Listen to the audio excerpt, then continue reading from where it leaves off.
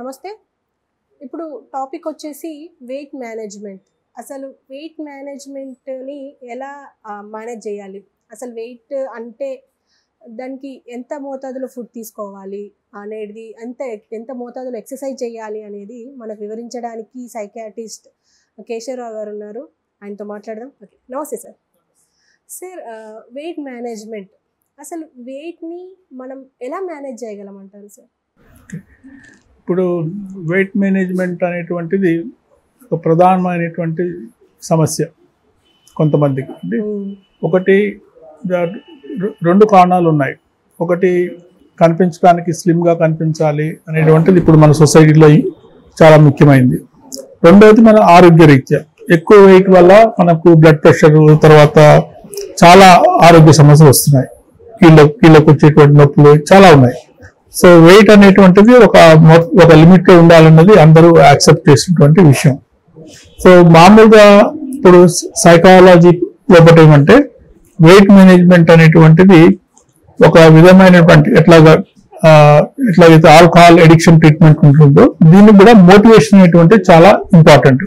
ఒక పర్సన్ తాను వెయిట్ ఒక లిమిట్ లో ఉండాలి అనేటువంటి దాని మీద స్ట్రాంగ్ మోటివేషన్ ఉండాలి. దానికి ఏంటి, దాని వెయిట్ యొక్క ఇంపార్టెన్స్ వాళ్ళకి బాగా ఉండాలి. రెండవది వెయిట్ మేనేజ్మెంట్ కూడా మనకు తెలుసు. ఒకటి మనం తీసుకునేటువంటి క్యాలరీస్, మన ఖర్చు చేసేటువంటి క్యాలరీస్. ఎక్కువ ఫుడ్ తీసుకొని ఏమాత్రం పని చేయట్లేదు అనుకోండి, ఆటోమేటిక్గా వెయిట్ పెరుగుతుంది. ఈ రెండు కాకుండా ఒక మనిషి యొక్క మెటబాలిక్ రేట్ కూడా ఉంటుంది. కొంతమందిలో మెటబాలిక్ రేట్ ఎక్కువ ఉంటుంది. వాళ్ళు ఎక్కువ తిన్నా కానీ ఒక్కొక్కసారి వాళ్ళు పెద్దగా లావు కారు. ఓల్డ్ ఏజ్ లోపల మెటబాలిక్ రేట్ తగ్గుతుంది, వెయిట్ చాలా స్పీడ్గా ఎక్కువ అవుతుంటుంది. సో ఈ పరిమితులు ఇవన్నీ ఉన్నా కానీ ఇప్పుడు మనకు వెయిట్ తగ్గించుకోవాలని వచ్చినప్పుడు చాలా క్రాష్ కోర్సెస్, రకరకాలైనటువంటి కోర్సెస్ వస్తున్నాయి. అయితే సైకాలజీలో ఏంటంటే ఇట్లాంటి క్రాష్ అంటే ఒక నెల రోజుల లోపల వెయిట్ తగ్గటము, మళ్ళా తర్వాత మీరు ఎప్పుడైతే ఫుడ్ పూర్తిగా తగ్గించుకున్నారు, సో మీ బాడీలో క్రేవింగ్ స్టార్ట్ అవుతుంది. వాళ్ళకి ఆ ఫంక్షన్ ఏదో ఉంటుంది, అది అయిపోయిన తర్వాత మళ్ళీ back to normal or excess ఈటింగ్లో పోతారు. సో దానివల్ల వెయిట్ గెయిన్ అనేటువంటిది మళ్ళీ వస్తుంది. సో మీ ఈ వెయిట్ మేనేజ్మెంట్ అనేటువంటిది లైఫ్ లాంగ్ ప్రాజెక్ట్ లాగా పెట్టుకోవాలి. బిగినింగ్ నుంచే తక్కువగా తినటం అనేటువంటిది ఒక లాంగ్ టర్మ్ ప్రాజెక్టు. హ్యాబిట్స్ కూడా రోజు అంటే కొన్ని హై క్యాలరీ ఫుడ్స్ ఉన్నాయి, వాటిని వీలైనంత వరకు కట్ చేయటం. సపోజ్ ఫర్ ఎగ్జాంపుల్ షుగర్ ఉందండి, టీ లోపల బోల్డ్ అంత షుగర్ వేసుకుంటాము. ఒక స్పూన్ ఆఫ్ షుగర్లోనే దాదాపు 100 క్యాలరీస్ ఉంటాయి, బాగా పెద్ద స్పూన్స్ వేసుకుంటాయి. సో ఆ విధమైనటువంటి క్యాలరీస్ తీసుకుంటున్నాం. ఇంకోటి ముఖ్యంగా గమనించాల్సింది ఏంటంటే మనం తినే తక్కువ ఫుడ్లోనే బోల్డ్ అన్ని క్యాలరీస్ ఉంటాయి, కానీ అదే క్యాలరీస్ మనం ఖర్చు చేయాలంటే ఎంతో కష్టపడాల్సి వస్తుంది. వాళ్ళు 1 అవర్ వాకింగ్ చేస్తే ఒక 200 క్యాలరీస్ ఖర్చు అవుతాయి అంతే. వాళ్ళు వచ్చేసి 2 బిస్కెట్లు పెద్దవి తింటారు, కుకీస్. సో సరిపోతుంది అక్కడికి. మేము ఇంత వాకింగ్ చేసామని చెప్పి వాళ్ళు మళ్ళీ దోశ బ్రేక్ఫాస్ట్లు అవి చేస్తే లాభం లేదు. సో వాళ్ళు ఫస్ట్ ఆఫ్ ఆల్ వాళ్ళకి థరో నాలెడ్జ్ ఉండాలి ఈ ఫుడ్స్ గురించి. తర్వాత ఒక లాంగ్ టర్మ్ ప్లాన్, అంటే ఏమేమి తీసుకోవచ్చు, ఏమేమి తక్కువలో మోడరేట్లు తీసుకోవాలి. ఇంకొకటి ఇప్పుడు ఎక్కువగా వెయిట్ అయ్యేవాళ్ళు చాలాసార్లు వాళ్ళు ఆల్కహాల్ ఎట్లాగైతే ల్యాప్సెస్ ఉంటాయో వీళ్ళు ల్యాప్సెస్ ఉంటాయి. అంటే ఒకసారి ఒక బుఫే డిన్నర్కి పోతారు, అక్కడికి పోతే అక్కడ మనం ఎట్లాగో వాడికి డబ్బులు ఇచ్చాము కదా, లేకపోతే మ్యారేజ్ పార్టీకి పోయాము, సో ఎక్సెస్ తింటారు. సో అటువంటివన్నీ కంట్రోల్ చేసుకోవటం ముందుగానే. ఇప్పుడు ఎట్లయితే ఆల్కహాల్ అతను అయితే పబ్ ముందు పోయినప్పుడు టెంప్టేషన్ అవుతారో వీళ్ళు కూడా అట్లా టెంప్ట్ అవుతారు. సో ఇటువంటి టెంప్టేషన్స్ అన్ని ముందుగానే గుర్తించి వాటికి కాకుండా ఉండాలి. తర్వాత ఒక తినేటువంటి ప్లేట్ కూడా చిన్న ప్లేట్లో తింటాము. ఫుడ్ కూడా హై క్యాలరీ కాకుండా లెస్ క్యాలరీ లోపల గ్రిల్డ్ ఫుడ్, అట్లాంటి ఫుడ్స్ చేసుకోవటము. తర్వాత వాళ్ళు ఒకేసారి పెట్టుకోవటం, గ్రూప్లో కూర్చొని పర్టికులర్లీ మన ఇండియన్ ఈటింగ్ ఏంటంటే మనం రైస్ ఉంటుంది, కర్రీస్ ఉంటాయి, 2-3 ఉంటాయి అన్లిమిటెడ్గా, ఇవి పెట్టుకుంటుంటాం. సో ముందే వాళ్ళు ప్లేట్లో ఎంత తినదలుచుకున్నారో రైస్ కర్రీస్ అంతవరకు పెట్టుకొని వచ్చి దాంతోనే క్లోజ్ చేయాలి. సో అట్లా కొన్ని హ్యాబిట్స్ మార్చుకోవటం వల్ల వాళ్ళ లాంగ్ టర్మ్ వెయిట్ మేనేజ్మెంట్కు లాభం అవుతుంది. సో సైకలాజికల్ ట్రీట్మెంట్ లోపల ఇవన్నిటి గురించి కూడా వాళ్ళకి క్లారిటీ వస్తుంది అనమాట ముఖ్యంగా. So focus is different. And ఇప్పుడు వెయిట్ అంటేనే చాలా మంది భయపడుతుంటారు, ఎలా తగ్గాలి అని చెప్పేసి దానికే డిప్రెస్ అవుతూ ఉంటారు.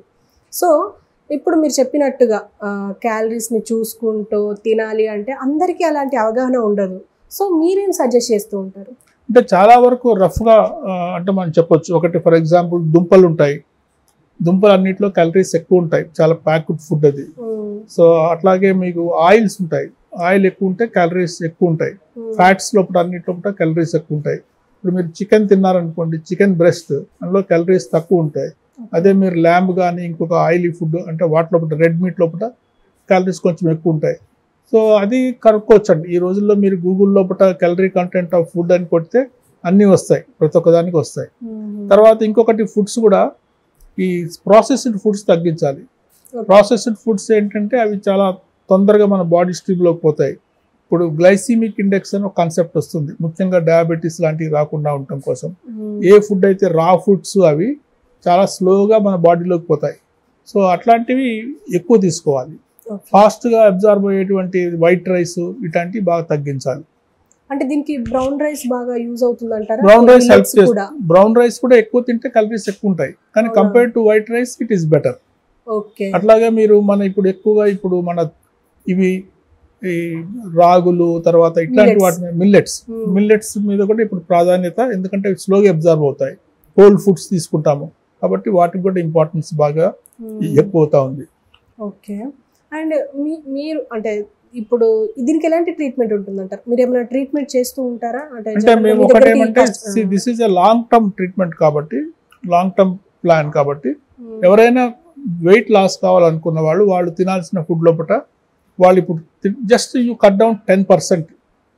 ఈ 10% మీరు కట్ డౌన్ చేసి మీరు ఒక 1 month తర్వాత when you are very comfortable at 10%, ఇంకా ఎక్కువ తినాలని క్రేవింగ్ లేదు, దెన్ యూ రెడ్యూస్ అనదర్ 10%. మన స్టమక్ ఏమిటంటే దానికి మనం ఎక్కువ తింటా ఉంటే కెపాసిటీ పెరుగుతూ ఉంటుంది. మీరు మెల్లమెల్లగా తక్కువ చేస్తూ ఉంటే మీరు ఒకరోజు కావాలన్నా కానీ మీరు ఎక్కువ తినటం కష్టం. So it all depends on how we train it. Office లోపల ఊరికే టీ వస్తుంది, టీలు తాగటము, 4-5 టీలు తాగారనుకోండి, స్మాల్ కప్స్ అయినా 200 calories అవుద్ది. So you should be counting all the time, ఇది అవసరమా లేదా అది మైండ్లో ఉండాలి. అండ్ చిన్నప్పటి నుంచి ఒక ఏజ్ వచ్చే వరకు బాగా తిని ఉంటారు, అంటే లైక్ ఫుడీ అనుకోండి. ఇప్పుడు వాళ్ళు ఏ టైంలో వాళ్ళు కంట్రోల్ చేసుకోలేరు ఫుడ్ విషయంలో. అలాంటి వాళ్ళు డైట్ చేయాలంటే చాలా కష్టం. అంటే ఇప్పుడు వాళ్ళకి మీరేలాంటి సలహాలు ఇస్తూ ఉంటారు? అంటే ఒకటి, వాళ్ళు ఫుడ్ తినే అలవాటు ఉంటే వాళ్ళు హెల్తీ సబ్స్టిట్యూషన్, సపోజ్ ఇప్పుడు వాళ్ళు తినేది అన్హెల్దీ ఫుడ్ తింటున్నారు అనుకోండి, వీలైనంత వరకు వాటిని healthy, less calorie, better foods తిని చేయటము. పర్టికులర్లీ ఇప్పుడు మీరు చిప్స్ ఉన్నాయి, దే ఆర్ ద వర్స్ట్. ఎప్పుడో ఒక రోజు పెట్టుకోవాలి చిప్స్. తర్వాత మన మిక్చర్స్ ఇవన్నీ కూడా మన కారపూస ఇట్లాంటివన్నీ ఆయిల్లో ఫ్రై చేస్తారు. They are all very bad for health, high calories. So వాటిని అవాయిడ్ చేయాలి. Anyway sir, thank you very much. చాలా విషయాలు షేర్ చేశారు. Thank you.